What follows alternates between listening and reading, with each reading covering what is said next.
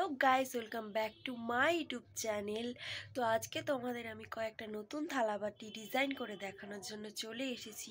তো চলো সেটা বেশি দেরি না করে দেখানো যাক।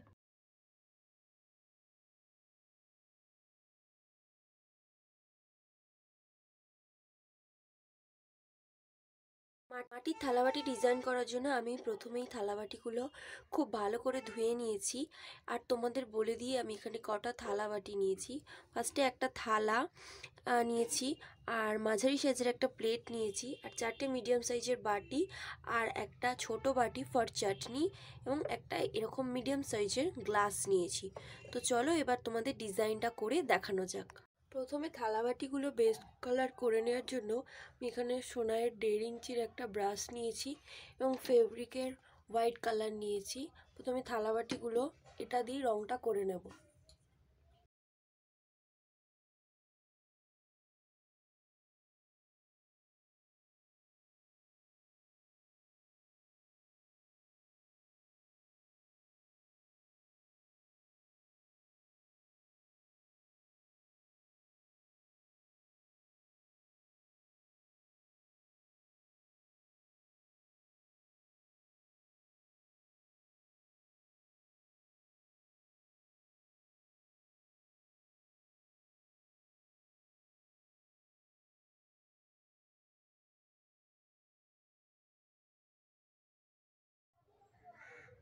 তো আমার সব থালাবাটিগুলো হোয়াইট কালার দিয়ে কোটিং করা কমপ্লিট।